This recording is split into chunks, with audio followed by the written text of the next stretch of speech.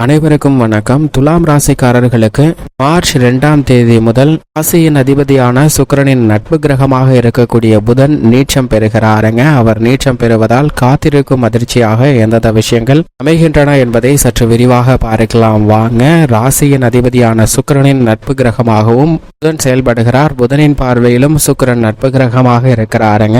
மிக நட்பு கிரகமாக இருக்கக்கூடிய புதன் மிகவும் வலுவாக பஞ்சமஸ்தானத்தில் இருந்து 6ஆம் இடம் ஆகிய ரோக சத்ருஸ்தானத்தில் நுழைந்து ராகுவுடன் இணைந்து சஞ்சரிக்க போகிறாருங்க. புதன் ராகுவுடன் இணைவதால் பல அதிரடியான மாற்றங்கள் ஏற்படக்கூடிய இந்த தருணத்தில் அவர் நீச்சம் பெற்று சஞ்சரிக்க போகிறாருங்க. மார்ச் 2ஆம் தேதியிலிருந்து 6ஆம் இடமான ரோக சத்ருஸ்தானத்தில் நீச்சம் பெறுவதால் பல்வேறு விதமான சூழ்ச்சிகளையும் மறைமுக தொல்லைகளையும் பலன் சார்ந்த சிரமங்களையும் ஆரோக்கியம் சார்ந்த தொல்லைகளையும் சந்திப்பதற்கான வாய்ப்பு உள்ளது என்பதை தெளிவாக உறுதிப்படுத்துகிறாருங்க. 9 மற்றும் 12ஆம் இடத்தின் அதிபதியான புதன் பாக்கியாதிபதியும் விரையாதிபதியுமாக இருக்கக்கூடிய புதன் 6ஆம் இடமாகிய ரோக சத்ருஸ்தானத்தில் நீச்சம் பெறுவதால் அறிவுபூர்வமாக சிந்தித்து முடிவெடுக்க வேண்டிய விஷயங்களை உணர்ச்சி வசப்படுவதால் சில தடுமாற்றத்தை சந்திப்பதற்கான வாய்ப்பு உள்ளது. அது மட்டுமல்லாது சப்தம பார்வையாக விரயஸ்தானத்தை பார்க்கிறாருங்க.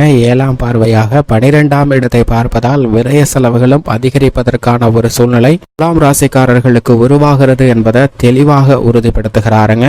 பொதுவாக புதனை பொறுத்த வரைக்கும் அறிவுக்கு அதிபதியாகவும் வித்தைக்கு அதிபதியாகவும் செயல்படுகிறார். சூரியனுக்கு மிக அருகாமையில் இருக்கக்கூடிய கிரகமாகவும் ஒளி பொருந்திய கிரகமாகவும் பார்க்கப்படுகிறாருங்க. அவர் கொடுக்கக்கூடிய அறிவாற்றல் என்பது எதிரிகளை பந்தாடக்கூடிய அளவிற்கு வீரத்தையும் விவேகத்தையும் கொடுக்கக்கூடிய ஒரு சிறந்த அமைப்பாக பார்க்கப்படுகிறது. அப்படிப்பட்டவர் ஒருவருடைய ஜாதக அமைப்பில் மிகவும் வலுவாக சஞ்சரிக்கும் போது எதிர்பார்த்த காரியங்கள் அனைத்தையும் கச்சிதமாக எந்தவிதமான தடையும் இல்லாமல் சிறப்பாக செய்து முடிக்க முடியும். ஆனால் அதே சமயம் புதன் கெட்டால் புத்தி கெட்டுவிடும் என்பார்கள். நோய்வாய்ப்படுவதற்கும் தேவையில்லாத சிரமங்களை சந்திப்பதற்கும் மிக எளிதாக முடிக்க வேண்டிய காரியங்களை கூட கடினமாகவும் சிக்கலாகவும் மாற்றிக்கொள்வதற்கான வாய்ப்பு உருவாகுங்க. அதே சமயம் புதன் வலுவாக சிறப்பாக சஞ்சரிக்கும் போது திட்டமிட்டதை விட அனைத்து காரியங்களிலும் நல்ல பலன் நிறைந்து கிடைக்கும். ஆனால் தற்போது அவர் நீச்சம் பெறுகிறாருங்க. 2ஆம் தேதி முதல்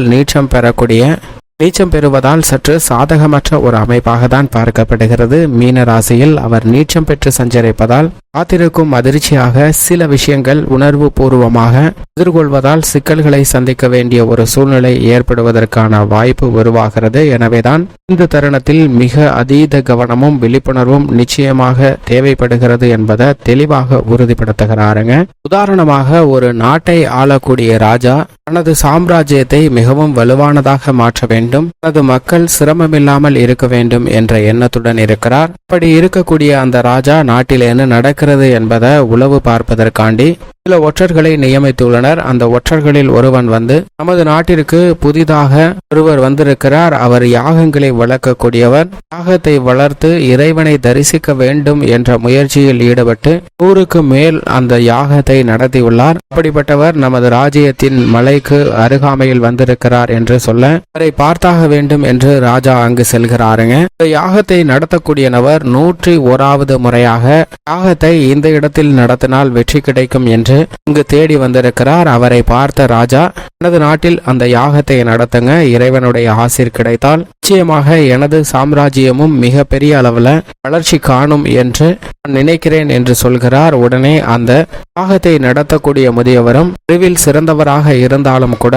100 முறை தோல்வியை சந்தித்திருக்கிறார். இந்த முறை எப்படியாவது வெற்றி பெற வேண்டும் என்ற எண்ணத்துடன் யாகத்தின் ஒவ்வொரு கட்டங்களையும் கவனத்துடன் செய்து கொண்டிருக்கிறாருங்க. கடைசி இறுதி கட்டம் வரை அனைத்து விஷயங்களையும் கவனத்துடன் செய்து முடிக்கிறார். இருந்தாலும் அந்த யாக வெற்றி பெறாமல் இறைவன் தோன்றாமல் அந்த யாகம் தோல்வி அடைகிறது. இதை கண்டு அவர் வருந்துகிறார். ஆனால் அந்த ராஜா, இதே யாகத்தை நான் ஒரு முறை முயற்சி செய்யவா என்று கேட்டுவிட்டு அந்த யாகத்திற்கு தேவையான பொருட்கள் அனைத்தையும் தன்னிடம் எடுத்து வைத்துக் கொண்டு அந்த யாகத்தை எப்படி செய்வது என்ற அனைத்து விதிகளையும் கேட்டுவிட்டு அந்த யாகத்தை செய்ய ஆரம்பிக்கிறார். அந்த ராஜா செய்யக்கூடிய யாகமும் நிறைவு கட்டத்திற்கு வருகிறது. இந்த யாகத்தில் வெற்றி கிட்டுகிறது ராஜாவுக்கு. இறைவன் அங்கு தோன்றுகிறார். இறைவனிடம் ராஜா இந்த உலகமே சுபிட்சமாக இருக்க வேண்டும் என்று பிரார்த்தனை செய்கிறார்.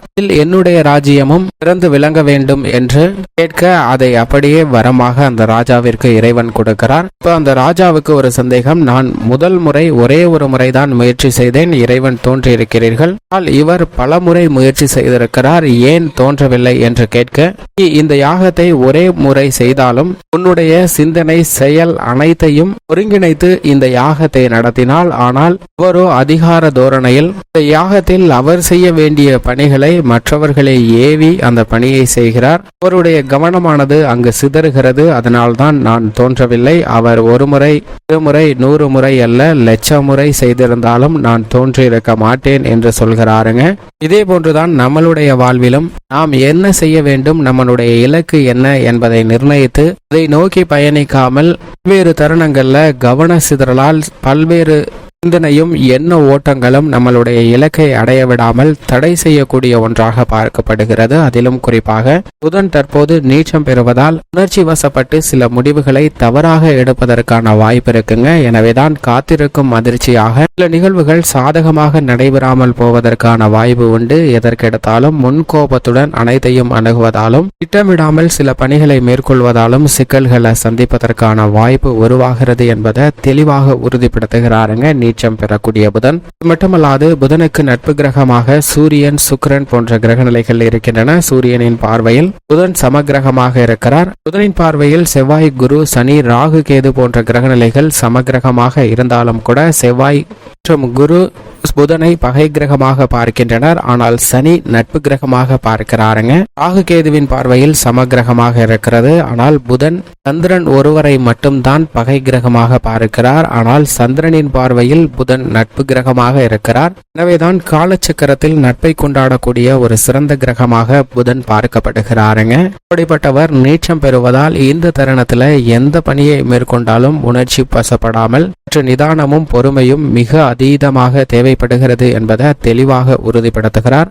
துலாம் ராசிக்காரர்களை பொறுத்த வரைக்கும் ராசிக்கு மிகவும் சகாயமானவராக இருக்கக்கூடிய புதன் வலுவிழந்து நீச்சம் பெறுவதால் தங்களுடைய குடும்பம், தொழில், வியாபாரம், உத்தியோகம் என அனைத்து விதமான பணிகளிலும் சின்ன சின்ன சிக்கல்களை சந்திப்பதற்கான வாய்ப்பு உருவாகிறது என்பதை தெளிவாக எடுத்து காட்டுகிறாருங்க. அதிலும் குடும்ப ரீதியான உறவுகளை கையாளக்கூடிய விஷயத்தில் அறிவுபூர்வமாக சிந்தித்து முடிவெடுக்க வேண்டிய தருணங்கள்ல உணர்ச்சி வசப்படுவதால் சில தடுமாற்றத்தை சந்திப்பதற்கான வாய்ப்பும் அதன் காரணமாக மன வருத்தத்தை சந்திப்பதற்கான ஒரு சூழ்நிலையும் உருவாகிறதுங்க. எனவே குடும்பம் சார்ந்த பணிகள்ல சற்று விட்டு கொடுத்து செல்வது குடும்ப ஒற்றுமையை உறுதிப்படுத்தக்கூடிய ஒரு அமைப்பாக பார்க்கப்படுகிறது. கணவன் மனைவிக்கிடையே எழக்கூடிய தேவையில்லாத கருத்து வேறுபாடுகளை முற்றிலும் தவிர்க்க வேண்டிய ஒரு தருணமாக பார்க்கப்படுகிறது. சிறு வேலையை கூட அலைந்து திரிந்து முடிக்க வேண்டிய ஒரு சூழ்நிலையும், புதிதாக நிலம், வீடு, வாகனம் வாங்கக்கூடிய முயற்சியில ஒரு மந்தமான சூழ்நிலையும் ஏற்படுவதற்கான வாய்ப்பு உள்ளது என்பதை புதன் உறுதிப்படுத்துகிறாருங்க. அதிலும் குறிப்பாக இந்த தருணத்தில் காதலன் காதலிகளுக்கிடையே ஏற்படக்கூடிய கருத்து வேறுபாடு என்பது காதல் பிரிவை சந்திக்கக்கூடிய ஒரு சூழ்நிலையை கூட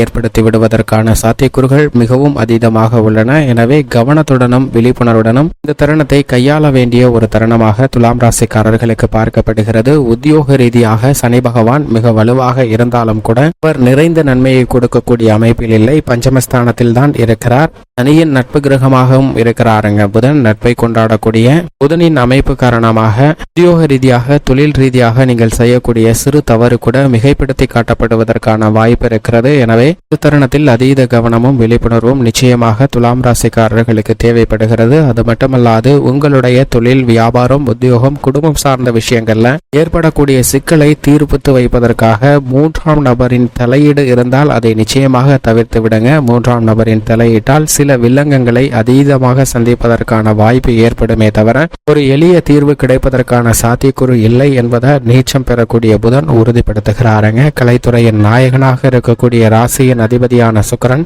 வலுவாக சஞ்சரித்தாலும் கூட அவரின் நட்பு கிரகமாக இருக்கக்கூடிய புதன் சாதகமற்ற இருப்பதால் கிடைக்கக்கூடிய வாய்ப்புகளை சரிவர திறமையாக பயன்படுத்தி மென்மேலும் வளர்த்து கொள்ள முடியாத ஒரு சந்தர்ப்பமாக பார்க்கப்படுகிறது. எதிர்பார்த்த ஒப்பந்தங்கள் சற்று தள்ளி போவதற்கான ஒரு சூழ்நிலை இருக்குங்க. அரசியல் சார்ந்த பணிகளில் அலைச்சல் அதிகரிக்கலாம். எதிர்பார்த்த மனநிறைவு கிடைப்பதில் சற்று தாமதம் தாமதம் ஏற்படலாம். தேர்தல் வெற்றிக்காக மேற்கொள்ளக்கூடிய புதிய யூகங்கள்ல சின்ன சின்ன தாமதத்தை சந்திப்பதற்கான வாய்ப்பு உள்ளது. மாணவ மாணவியரின் கல்வி சார்ந்த விஷயங்களில் இந்த தருணத்தில் அதிகப்படியான கவனச்சிதறலை சந்திப்பதற்கான ஒரு சூழ்நிலை உள்ளதுங்க. எனவே கவனச்சிதறலை தவிர்க்க வேண்டும் என்றால் நிச்சயமாக பெற்றோர்களின் கவனிப்பு நிச்சயமாக தேவைப்படுகிறது என்பதை புதன் உறுதிப்படுத்துகிறாருங்க. ஏனென்றால் கவனச்சிதறல் மதிப்பெண் சிதறலாக மாறிவிடலாம். விழிப்புணர்வுடன் செயல்பட்டால் அவற்றை தவிர்க்க முடியும். விவசாயத்துறையின் அதிபதியாக இருக்கக்கூடிய செவ்வாய் உச்சம் பெற்றிருக்கிறார். ஆனால் அவர் அர்த்தாஷ்டக ஸ்தானத்தில் இருக்கிறாருங்க. எனவே விவசாயம் சார்ந்த பணிகள்ல நீங்கள் எதிர்பார்க்கக்கூடிய நிகழ்வுகள் நடைபெற வேண்டும் என்றால் சற்று கடினமாக உழைக்க வேண்டிய ஒரு தருணமாக தான் அமைகிறது என்பதை